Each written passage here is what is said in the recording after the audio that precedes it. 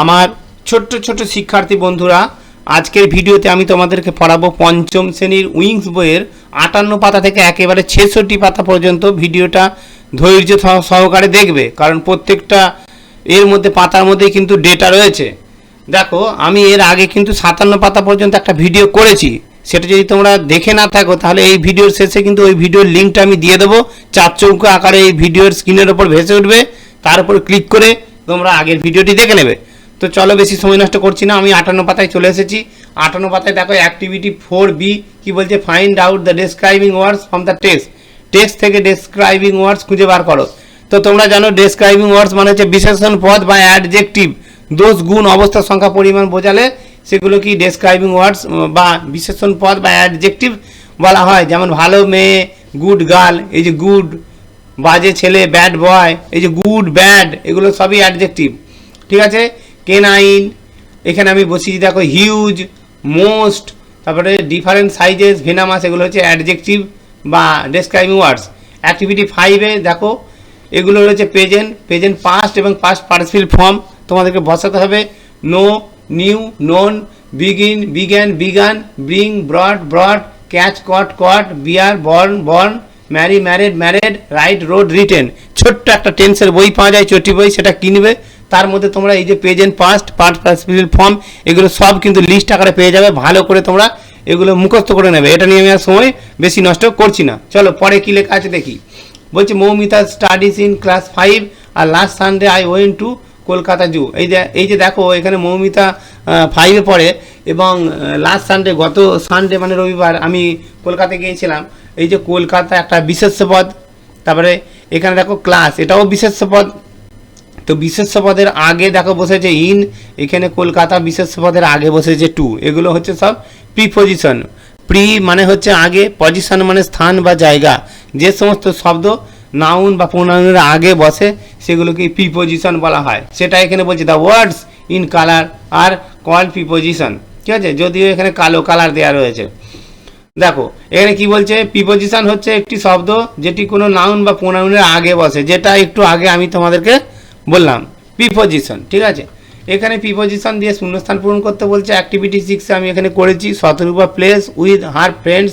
শতরূপা তার বন্ধুদের সঙ্গে খেলছে। ঠিক আছে, উইথ এটা preposition. We must have love from our motherland. মাতৃভূমির প্রতি আমাদের ভালোবাসা থাকা দরকার। আচ্ছা, অন সানডে মানে হচ্ছে রবিবার। We play in the playground, আমরা খেলার মাঠে খেলি। ঠিক আছে, Jhuma goes to school on foot, হেঁটে হেঁটে স্কুলে যায়। আচ্ছা, Mita went to market by car. Mita by car মানে গাড়ি করে, মার্কেট মানে বাজারে যায়। Sauryadipta loved at my fault, at my fault, at বসেছে এখানে। পারমিতা লিভস অ্যাট কাটোয়া, আবার মুনির লিভস ইন কলকাতা। এখানে দেখো এখানে দুটোই স্থানের নাম, কাটোয়া আবার কলকাতা, দুটোই তো নাউন। তো কাটোয়ার জায়গায় অ্যাড বসলো কেন আর কলকাতার জায়গায় ইন বসলো কেন সেটা একটু ভেঙে বলে দিই। দেখো, যদি কোনো বড় জায়গার নাম হয় তার আগে ইন বসবে, যেমন আই লিভ ইন ইন্ডিয়া। ঠিক আছে, আর যখন তুমি তোমার গ্রামে বাস করছো তখন তোমার গ্রামের নাম অবশ্যই তার নামের আগে অ্যাড বসবে, যেহেতু গ্রাম একটা ছোট্ট জায়গা। তো কলকাতা বড় জায়গা, যদিও মাপে ছোট কিন্তু নাম তো বিশাল বড়, সেই জন্য ইন কলকাতা। ঠিক আছে, আর এখানে ছোট জায়গার নামের আগে অ্যাড বসেছে, দেখে নিলে। এরপর চলে আসছি আমরা পরের পেজে। এখানে দেখো এখানে দু ধরনের বাক্যে দু ধরনের ভার্ব থাকে সাধারণত। তো একটা হচ্ছে প্রিন্সিপাল ভার্ব বা মেন ভার্ব বা প্রধান ক্রিয়া, আর একটা হচ্ছে অক্সিলারি ভার্ব বা সাহায্যকারী ক্রিয়া। প্রিন্সিপাল ভার্ব কাকে বলে না, যে ভার্ব কারো সাহায্য ছাড়াই নিজে নিজে কাজ করতে পারে। যেমন I go to school, I read in class 5, এই যে গো, রিড, এইগুলোই হচ্ছে মেন ভার্ব বা প্রিন্সিপাল ভার্ব বা প্রধান ক্রিয়া, কারো সাহায্য ছাড়াই কাজ করতে পারে।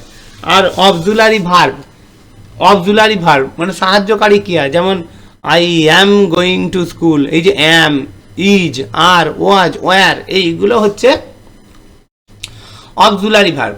তো এখানে দেখো প্রেজেন্ট টেন্স, পাস্ট এবং হচ্ছে ফিউচার, এখানে প্রত্যেকটা শব্দের ফর্মগুলো দেওয়া রয়েছে, তোমরা ভালো করে পড়বে। ঠিক আছে, আস্ক মানে জিজ্ঞাসা করি, আস্কড মানে জিজ্ঞাসা করেছিলাম, উইল আস্ক, শ্যাল আস্ক মানে জিজ্ঞাসা করিব। এইভাবে এগুলো তোমরা পড়বে। এরপর এখানে প্রিপজিশন এখানে ছবির আকারে দিয়েছে দেখো।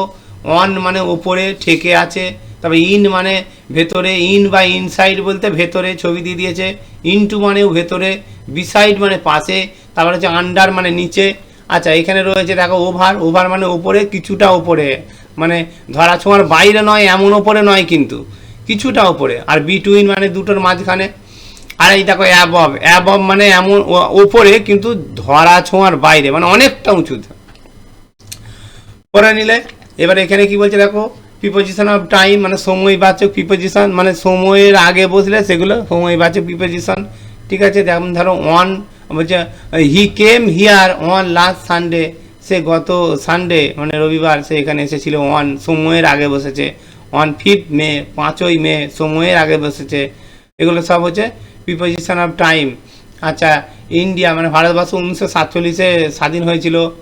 ইন্ডিয়া ওন ফ্রিডম ইন 1947, এই যে সময়ের আগে বসেছে ইন, এই ইন অন এগুলো হচ্ছে সব প্রিপোজিশন অফ টাইম। আবার দেখো 10টা, সকাল 10টা, অ্যাট 10 AM, অ্যাট 9:30 AM, সকাল 9:30, এটাও কিন্তু প্রিপোজিশন অফ টাইম। তারপরে এই যে ওয়ার্ডটাগুলো তোমরা ভালো করে পড়ে নেবে। পড়ে নেওয়ার পর এখানে তোমাদেরকে করতে হবে, দেখো যেমনটা আমি করেছি 65 পাতা। দেখো activity 7, fill in the blanks with the words from the word tab. এই যে ওপরে ওয়ার্ড টাব নিয়ে আমি এগুলো করেছি। দেখো বলছিলে my father has built a wonderful house, emperor and kings ruled in the past, মানে হচ্ছে এম্পেরার মানে সম্রাট এবং রাজারা আগেকার দিনে মানে রুলড মানে হচ্ছে রাজত্ব করতো অতীতে। আচ্ছা the country grieve the death of a soldier from the hill tops, you can have the glimpse of sunrise. এখানে বাক্য রচনা করেছি দেখো, গ্লিমস দিয়ে, I had a quick glimpse of the moon beloved, she was the beloved person of his magnificent, Suresh catch the ball magnificently. এরপরে এখানে দেখো activity 9, rhyme মানে এর সঙ্গে ছন্দ মিলিয়ে লিখতে হবে টেল, তার সঙ্গে ছন্দ কি মিলবে বেল, ফেল, এগুলো সব হেল্প বক্সে রয়েছে দেখতে পাচ্ছ। টেলের সঙ্গে মিলবে এই দেখো বেল, ফেল আমি বসিয়েছি। রাইট এর সঙ্গে রাইট, মাইট এগুলো আমি নিয়ে বসিয়েছি, সব এই হেল্প বক্স থেকে তোমরা পেয়ে যাবে। মোট কথা ওপরে যেটা আছে তার সঙ্গে ছন্দ মিললেই হবে। দেখো coat, coat, went, bent, sent, no, bow, no, ঠিক আছে। এই ওপরে যে কালো লেখাটা রয়েছে তার সঙ্গে যেন মিল থাকে, শুনতে একই রকম যেন শুনতে হয়। দেখো এখানে গ্রেভ করেছি, দেখো নেভ, ব্রেক, ঠিক আছে, silk, milk, ilk, nobility, mobility, utility, সব মিলছে তো ছন্দগুলো, সেরকম মিললেই হলো।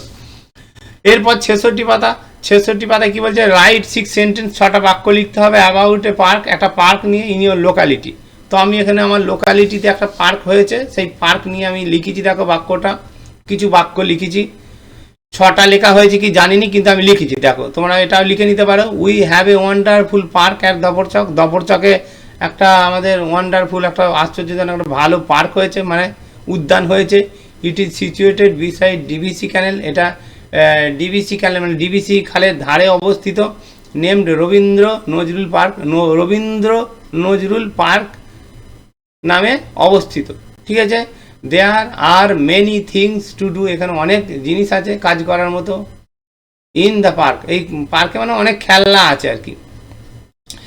ইন দ্য পার্ক, পার্কের মধ্যে দেয়ার ইজ এ সুইমিং দোলনা আছে, স্লাইড, স্লিপ চড়া, সিসর, ঢেঁকি কল and many other playground equipments, এছাড়া আরও অনেক খেলার সরঞ্জাম এখানে রয়েছে। তো আজ এই 66 পাতা পর্যন্তই আমি তোমাদেরকে পড়ালাম। এরপর পরের ভিডিওতে আমি তোমাদেরকে 67 পাতা থেকে পড়াবো।